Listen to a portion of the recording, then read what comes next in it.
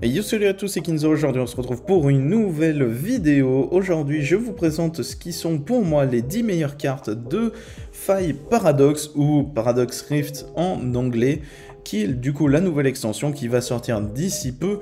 Il y a beaucoup de trucs très intéressants. On n'est pas comme sur Flamme Obsidienne où il n'y avait pas grand chose de vraiment intéressant.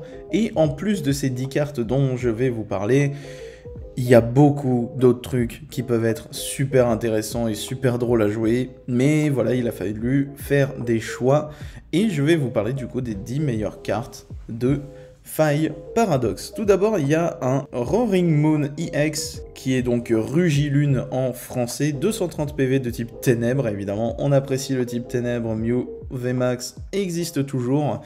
Pour 2 énergies Ténèbres et une incolore, mettez KO le Pokémon de l'adversaire. Voilà, si le Pokémon actif est KO, de cette manière, eh ben, Roaring Moon, il se prend 200 dégâts, donc il descend à 30 PV. Il ne se met pas KO du coup, c'est pas mal. Donc ça peut être très intéressant et ça peut être couplé à un Pokémon dont je vais vous parler juste après. Et il a une deuxième attaque, 2 ténèbres, une incolore, 100 dégâts, et vous pouvez défausser un stade en jeu. Si vous le faites, cette attaque inflige 120 dégâts en plus. 220 dégâts, c'est plutôt pas mal. Et du coup, comme vous le voyez en haut à droite de la carte, c'est un Pokémon ancien. Vous voyez ça comme les archétypes qui ont été présentés avec les Pokémon point final, 1000 points et point de fusion. C'est à peu près dans le même esprit. Donc voilà, Roaring Moon, c'est un Pokémon qui a pas mal d'intérêt, qui peut être très sympa dans les Dark Box, genre couplé avec Darkrai, Sulfuras, ce genre de cartes. Et puis voilà, plutôt intéressant et qui mérite de s'y intéresser. Et du coup, le Pokémon qui peut très bien aller avec lui, c'est Babymanta, et oui, puisque pour 0 d'énergie, vous pouvez soigner 120 dégâts à l'un de vos Pokémon. Et globalement, il va rester 30 PV à Roaring Moon.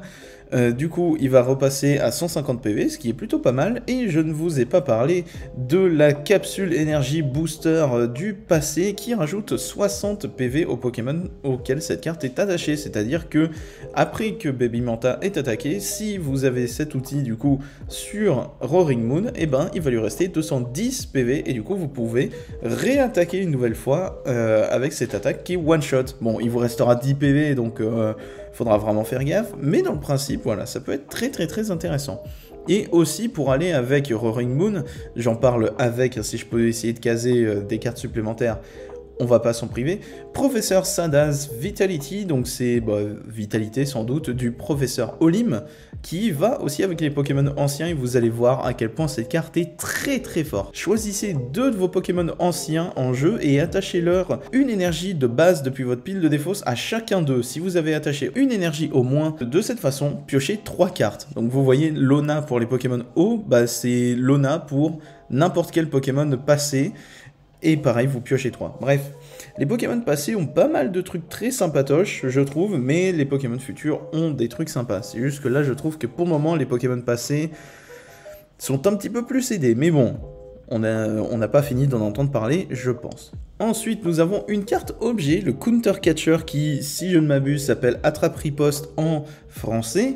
Si vous avez plus de cartes récompenses que votre adversaire, échanger un Pokémon de banc de l'adversaire vers son Pokémon actif.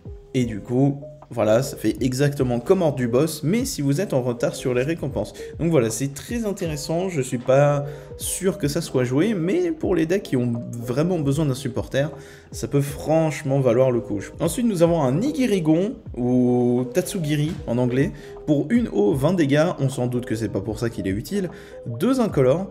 Cherchez 2 cartes de votre deck et ajoutez-les à votre main, puis placez ce Pokémon vers le banc. Donc non seulement il ajoute 2 cartes, ce qu'on veut, et en plus il se déplace sur le banc, parce que 70 PV, bon, ça fait pas beaucoup, hein, on va pas se le cacher. Donc voilà, c'est une petite carte qui peut servir, j'ai voulu la placer là, parce que je pense qu'elle a du potentiel, je vois pas pour le moment dans quoi, mais quand même, ça existe, et ça peut être super intéressant.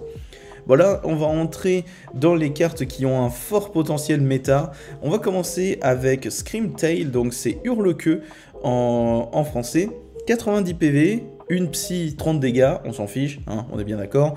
une psy, une incolore. Cette attaque inflige 20 dégâts à l'un des Pokémon de l'adversaire pour chaque marqueur de dégâts sur ce Pokémon. Et voilà, pour ceux qui connaissent un petit peu le format, vous voyez un petit peu psy, ça marche avec des dégâts, Gardevoir X, tout ça, vous connaissez.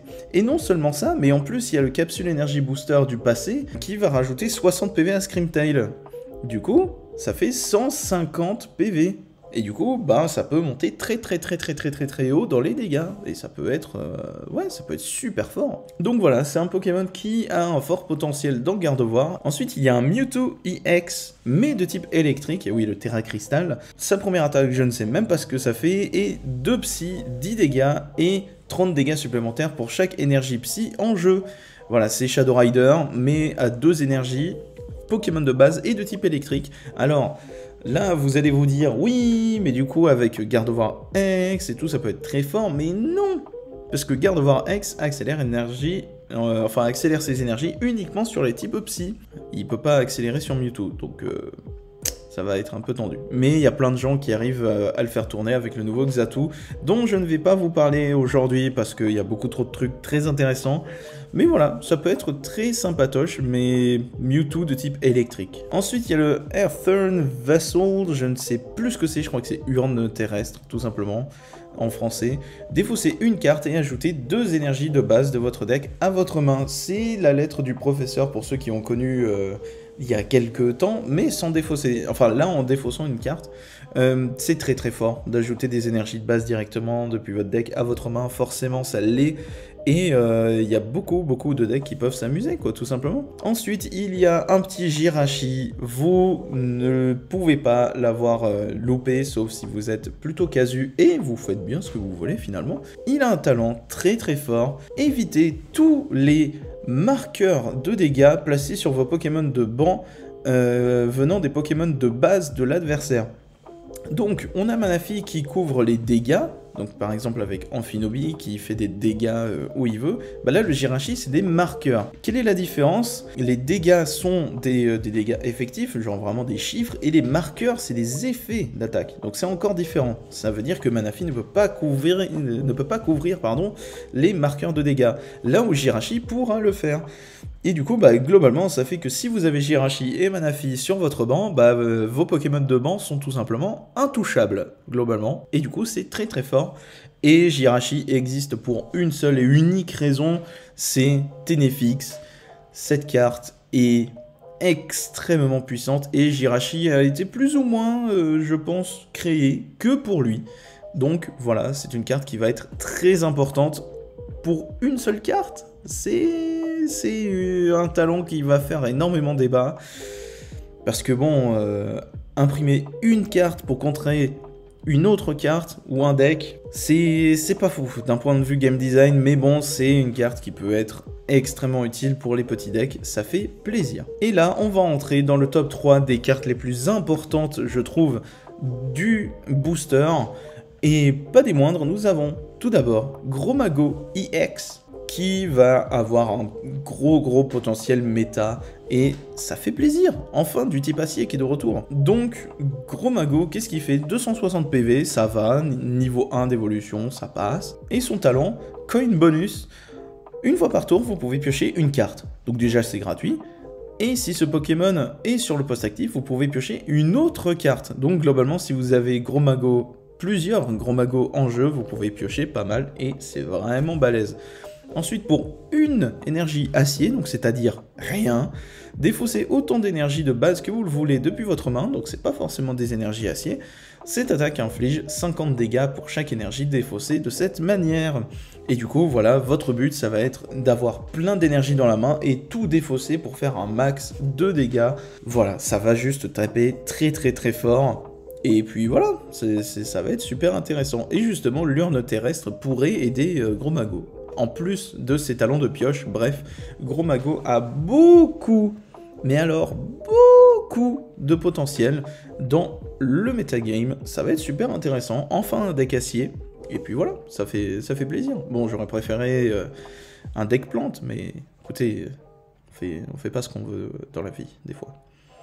Ensuite, pour moi, la deuxième carte la plus intéressante, je veux pas dire d'un point de vue méta, mais d'un point de vue intérêt et deck build, tout ça, c'est Kerchakroc X, Terra Crystal O, donc ça fait que c'est un Pokémon de type O, mais qui demande une énergie combat pour attaquer. Bon, c'est toujours aussi drôle, mais admettons. Donc du coup, 320 PV, stage 2, donc super bonbon, merci. Une énergie combat, 160, c'est immense pour une énergie, qu'on soit bien d'accord. Mais généralement, ce genre d'attaque, il y a un gros contre-coup. Du genre, ce Pokémon s'inflige des dégâts, ce Pokémon inflige des dégâts sur vos Pokémon de banc, ce genre de choses. Bah non, là c'est positif. Donc une combat 160, puis ensuite attacher jusqu'à 3 énergies combat de votre pile de défausse à vos Pokémon de banc comme il vous plaît. Donc non seulement ça tape fort, tout simplement, pour une énergie quand même, mais en plus, ça setup. Bref, c'est extrêmement puissant, c'est un gros kiff. Voilà, c'est vraiment super bien. Et aussi, il a une autre attaque, bon, qui est un peu plus oubliable, mais qui existe. 2 incolores, vous pouvez défausser 2 énergies de ce Pokémon, donc éventuellement des énergies combat, vous l'aurez compris. Cette attaque inflige 120 dégâts à l'un des Pokémon de l'adversaire. C'est une référence au Kerchakroc niveau X qui date de 2007, 2008, quelque chose comme ça, qui était très fort dans le metagame, si j'ai bien compris. Mais je ne peux pas le savoir, puisque en 2007, j'avais 6 ans, et je ne pouvais pas m'intéresser au compétitif Pokémon pour plein de raisons. Même si ça m'aurait bien branché de cette époque. Mais écoutez, j'étais pas bien vieux, donc c'est pas évident, quoi. Et du coup, vous allez vous dire, oui, mais du coup, il faut trouver des bons Pokémon combat pour aller avec ça. Et bien, dans l'extension, il y a un Groudon qui va avec lui, et qui est très intéressant. Alors, sa première attaque, je ne sais pas du tout ce que ça fait, mais son autre attaque, 2 combats, une incolore, voilà, vous commencez à comprendre, défausser jusqu'à 4 énergies de ce Pokémon, cette attaque inflige 60 dégâts multipliés pour chaque énergie défaussée. Voilà, donc votre Groudon peut monter jusqu'à 240 de dégâts, c'est plutôt pas mal. Mais Groudon doit se limiter à 4 énergies, donc c'est un petit peu dommage. C'est pour ça qu'il y a un Lucario qui date de Star Étincelante, qui va très bien avec ce petit Kerchakroc, qui fait exactement pareil que Groudon, mais que pour 2 énergies combat, donc déjà c'est un tout petit peu plus simple, fait 10 dégâts natifs. Bon, c'est toujours bon à prendre, et vous pouvez défausser vous défaussez obligatoirement toutes les énergies de ce Lucario, et vous ferez 60 dégâts supplémentaires pour chaque énergie défaussée. Donc ça fait que vous pouvez mettre 8 énergies sur Lucario, et vous ferez autant de dégâts que vous avez défaussé d'énergie. Là où Groudon, ben, il va devoir se limiter, et ça c'est vraiment dommage. Qu'est-ce qu'on aurait préféré qu'il soit pas limité? Qu'on soit vraiment d'accord. Parce que du coup, là, on va se limiter à 240 de dégâts. Alors, c'est pas mal, hein. Mais il y a plein de Pokémon qui ont plus de 240 PV, quand même. Hein, on va pas se le cacher. Donc voilà, Kerchakroc, pour moi, il a un gros potentiel de deck build, surtout. Et ça me fait plaisir. J'aime énormément Kerchakroc comme Pokémon. Un grand fan de la 4G, donc forcément que j'aime beaucoup Kerchakroc. Et l'idée d'avoir un Kerchakroc Lucario comme deck... Moi qui aime beaucoup Cynthia, bon, je vais pas vous le cacher que ça m'intéresse beaucoup. Mais du coup, quelle est la meilleure carte de faille paradoxe? Et ben pour moi, c'est Paume de Fer EX, qui a fait un énorme débat et qui continuera d'ailleurs de faire débat. Pourquoi? Pokémon de base électrique, donc plutôt sympa, 230 PV, donc évidemment vous avez pensé à Miraidon et vous aurez raison. 2 énergies électriques, une incolore 160, on s'en contrefiche, qu'on soit bien d'accord. Et ensuite, son attaque qui s'appelle Amp You Very Much. Est-ce que vous avez compris la blague? Moi j'ai compris, très bien. Une électrique, 3 incolores pour seulement 120 dégâts.